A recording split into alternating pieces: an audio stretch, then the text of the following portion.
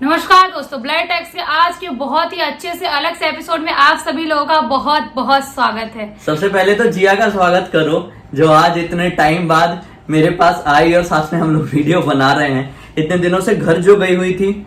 हाँ, हम इसलिए हम लोग साथ में वीडियोस नहीं बना पा रहे थे। हाँ। और बहुत लोग बोल रहे थे कि निखिल साथ वीडियो बनाओ, निखिल साथ वीडियो बनाओ।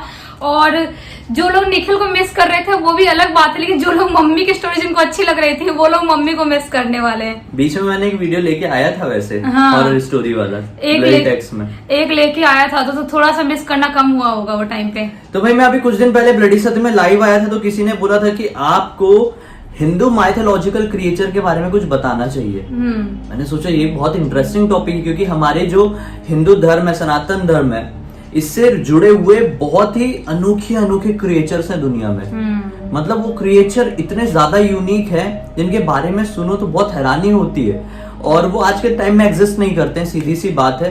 तो आज हम कुछ ऐसे हैरान कर देने वाले क्रिएचर को एक साथ समझने की कोशिश करेंगे। मैंने भी नहीं पढ़ा इनके बारे में, खाली इनके बारे में इंफॉर्मेशन निकाला हूँ और आप लोगों के साथ आज खुद देखने वाले की मतलब समझने वालों हमारा रिएक्शन क्या होता है। हाँ, सबसे पहले हम बात करेंगे गरुड़ के बारे में। बहुत सारे लोग जो माइथोलॉजी से जुड़े हुए हैं वो गरुड़ के बारे में बहुत अच्छे से जानते होंगे। ये बहुत ही फेमस क्रिएचर है हमारी हिंदू माइथोलॉजी का, भगवान विष्णु के वाहन है। हाँ, इनके ऊपर एक पूरा पुराण भी लिखा हुआ है जो कि एक बहुत ही एक तरीके से कह सकते हैं कंट्रोवर्शियल पुराण है जिसके बारे में लोग गलत सोच रखते हैं। खैर इसके ऊपर तो एक अलग टॉपिक पूरा बन सकता है, लेकिन गरुड़ कौन? भगवान विष्णु का जो वाहन था वो। और गरुड़ के ही सौतेले भाई थे जो नाग थे ना, नागों का कुल जिनसे निकला है। हाँ, तक्षक नाग हो गए, कालिया हो गए, वासुकी हो गए, ये सब गरुड़ के ही सौतेले भाई थे। हाँ। तो खैर ये अलग टॉपिक है, लेकिन जो गरुड़ नाम का एक क्रिएचर था ये एक समझ लो बहुत बड़ा पक्षी था, बहुत बड़ा, जिस पर भगवान विष्णु सवारी करते थे। और ये भगवान विष्णु का सबसे बड़ा भक्त माना जाता है और ये बहुत बड़ा योद्धा भी था और उनके प्रिय भी था ये सबसे ज्यादा। हाँ, सबसे ज्यादा प्रिय था। और अगर मैं गलत नहीं हूं तो रामायण में एक जटायु का जिक्र हुआ है। जटायु शायद मेरे हिसाब से गरुड़ के कोई वंशज थे, वंश के ही थे गरुड़ के। हाँ, शायद अगर मैं गलत नहीं हूँ तो जटायु उन्हीं के वंश के थे जिन्होंने माता सीता का हरण होते हुए देखा था और फाइट किया था रावण से। हाँ, लड़ाई किया था बचाने के लिए। घायल हो गए थे और उनकी मृत्यु हो गई थी। तो उनके ही वंश के हैं ये।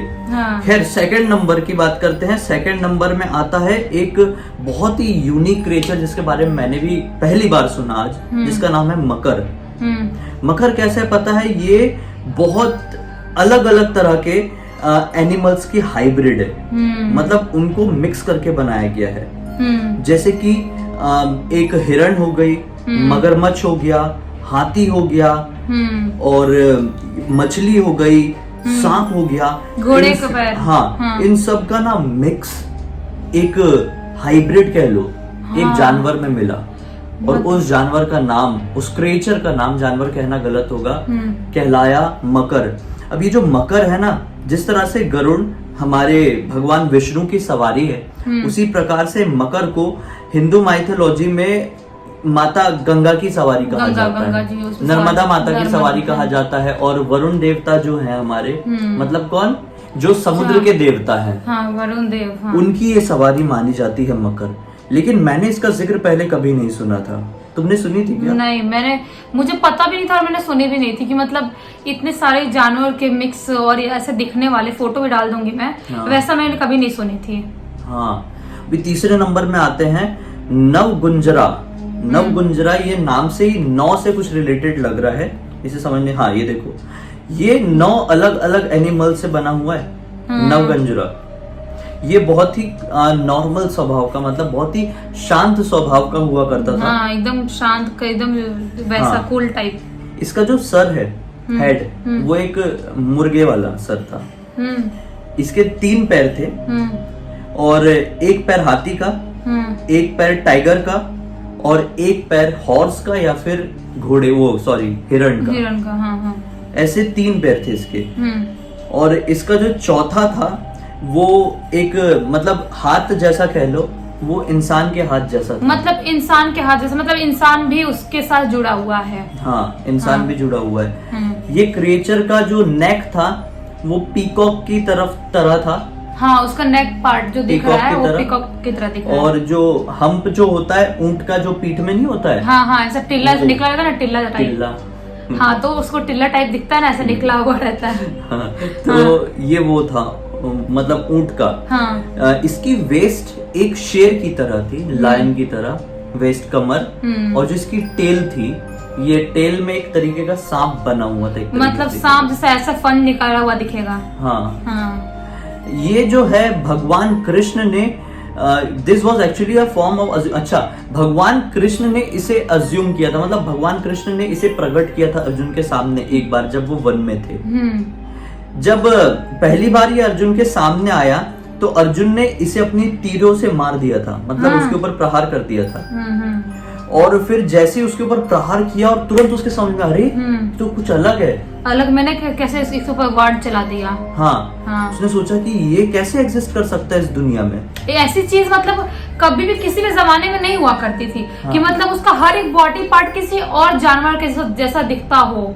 तब उसे समझ में आया कि ये क्रिएचर भगवान कृष्ण ने मेरे सामने प्रकट करवाए थे, मेरी एक तरह की परीक्षा लेने के लिए। तो बेसिकली ये अर्जुन की परीक्षा ले रहे थे भगवान कृष्ण एक बार वन में कहीं, तो इसलिए उन्होंने ये प्रकट किया था उनके सामने, अर्जुन के सामने।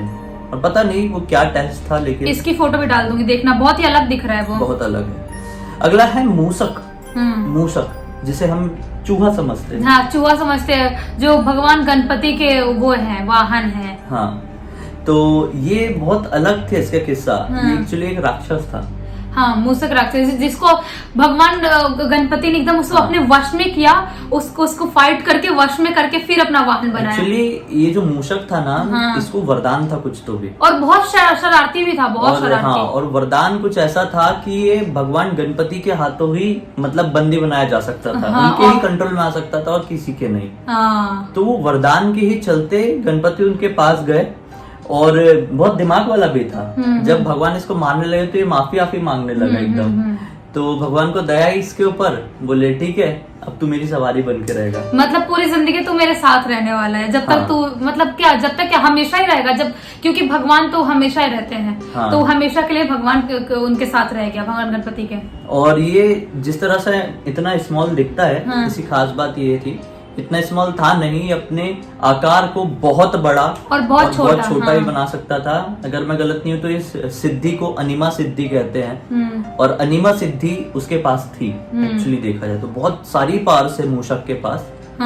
जैसे आजकल चूहे होते हैं, जैसे इतना खुरापात मचाते हैं, जो उनको जरूरत की चीजें नहीं होगी काट काट कर टुकड़े कर देते हैं। मतलब उनका दिमाग भी राक्षस दिमाग चलता है एकदम। छोटे छोटे टुकड़े कर देंगे, मतलब शुरू से ही ऐसे थे ना। हाँ, मतलब जिस चीज की जरूरत नहीं, मान लो कि कुछ ऐसे पड़ा हुआ है, कोई चीज डब्बा ही पड़ा हुआ है, इसको कोई यूज नहीं है, उसमें कुछ खाना भी नहीं है, कुछ भी नहीं है, या आपका बैग या कपड़ा ही पड़ा है जिसमें कुछ भी खाने की चीज नहीं, तो भी उसको इतने छोटे छोटे टुकड़े कर देते हैं वो लोग। और अगले नंबर में आते हैं नरसिम्हा, जिनके बारे में तो बहुत सारे लोग जानते हैं, लगभग सभी लोग जानते होंगे। नरसिम्हा बेसिकली आधे इंसान और आधे शेर है। इनकी जो पूरी बॉडी है वो इंसानों वाली थी, लेकिन इनका फेस का ये पार्ट है ये वाला। और इनके जो नाखून थे वो पूरे एक शेर जैसे थे, और इनका जो फेस था वो पूरा एक शेर वाला था।